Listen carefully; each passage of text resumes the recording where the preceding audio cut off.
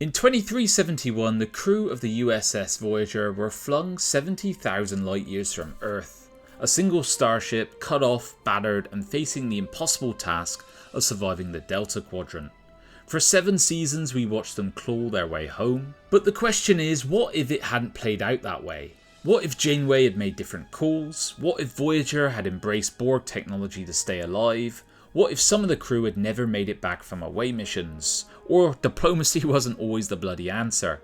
That's exactly what Star Trek Voyager Across the Unknown is going to explore. It's a survival strategy game where you get to rewrite one of Trek's most intriguing stories.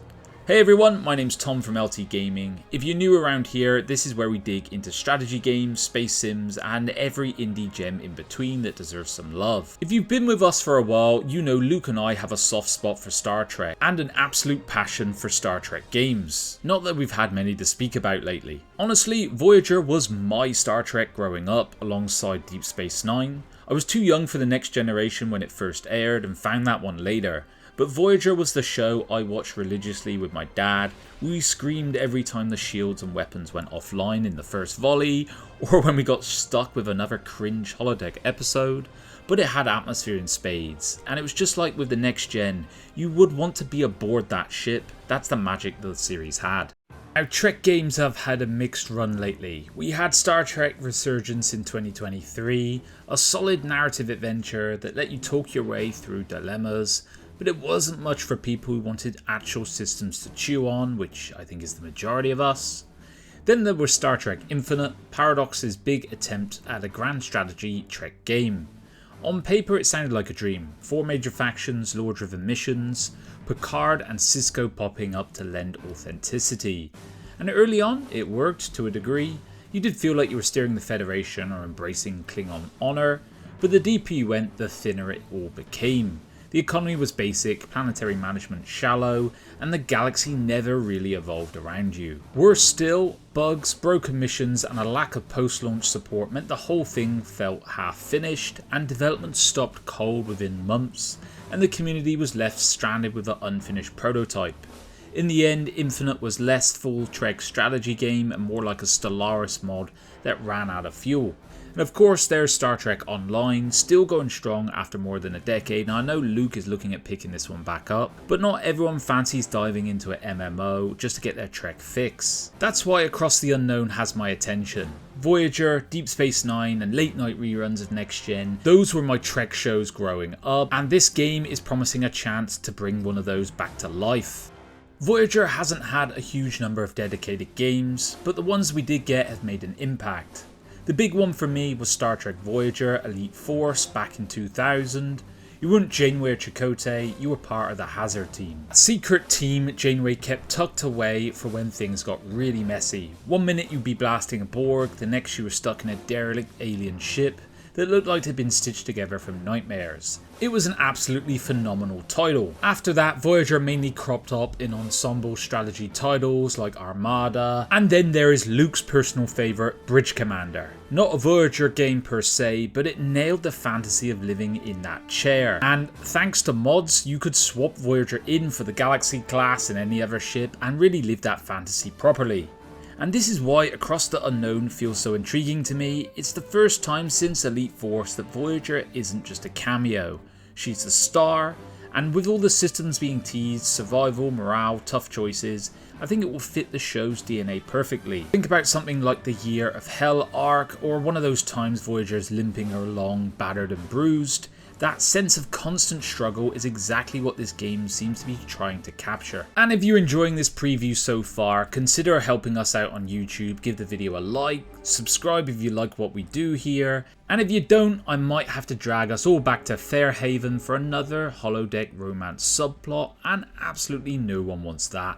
So how is Across the Unknown actually going to play? At its core, it will be survival strategy, where Voyager herself is both your lifeline and biggest challenge. The ship will start out heavily damaged, hull breaches, failing systems, power shortages, and you're tasked with keeping her running while pushing deeper into the Delta Quadrant. You'll rebuild the vessel deck by deck, restore destroyed rooms, bring life support back online, and decide when to construct crew quarters, research labs, or new industrial bays. It's got that FTL meets RimWorld feel, And your ship isn't just going to be a set of stats, it will be a living environment where choices will affect survival. One moment you're patching power conduits, the next you're deciding if the Maquis crew can be trusted with critical systems. Maybe a little nod here to Seska era tensions. Resources are going to be your constant headache: food, energy, morale and crew. And do you stretch thin, ration supplies and risk mutiny? Or burn through reserves quickly and push ahead? Voyager fans will know how often the show played on scarcity, running low on replicator rations, desperate for deuterium, or having to barter with questionable Delta Quadrant neighbours. The game is going to take that spirit and make it central. Research looks to be another layer, from safe and sensible like boosting engines and sensors, to dangerous stuff like tapping into Borg technology. Embrace it and you can gain powerful upgrades, but at what cost? It's got a very Year of Hell-esque vibe to it, with Voyager limping along, willing to risk everything just to survive another jump. And then there'll be away missions. You'll handpick a team from the cast: Janeway, Tuvok, Kes, Harry, and then balance their talents with the risks ahead. Diplomacy, science, combat, you choose the approach. Sometimes it will work out, you'll save lives, and sometimes it will cost them, and we know, like in the show, these losses are gonna sting. And all of this will feed back into the gameplay loop: survive the sector, push forward, and pray the next system isn't the one that breaks you. It's survival strategy with a Trek twist, and it looks a fascinating fit for Voyager's story. Exploration in across the universe feels very Voyager. The Delta Quadrant split into 12 sectors, planets to scan, anomalies to investigate, strange signals on long-range sensors. Each stop could be a lifesaver, or there could be another disaster waiting to happen, and the longer you linger, the higher that red threat bar climbs, until the quadrant itself starts to push back at you.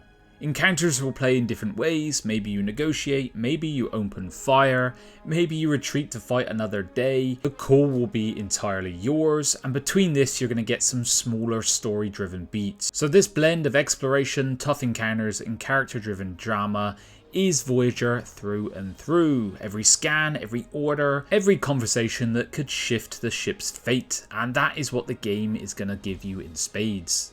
So that's Star Trek Voyager Across the Unknown, a survival strategy game putting Voyager at the centre, blending resource management, exploration and consequence heavy choices into something that hopefully will stay true to the show. It's being developed by Games Excite and published by Daedalic, and is fully licensed by Paramount, so it's not just some fan mod, it's a proper Star Trek project. There's plenty we still don't know. Will the original cast return to voice the crew? How deep will the roguelike systems run? And when is it actually going to launch? But Voyager as a setting for a game like this just fits. Think about it, constantly low on supplies, hounded by enemies like the Kazon or Hirogen, stumbling into some weird space phenomena that no one else has charted. That was Voyager's weekly rhythm. Survival, improvisation and the occasional miracle. And of course hopefully no Tuviks this time. And if the game can capture a slice of this, we might actually have a Trek strategy game worth sinking into.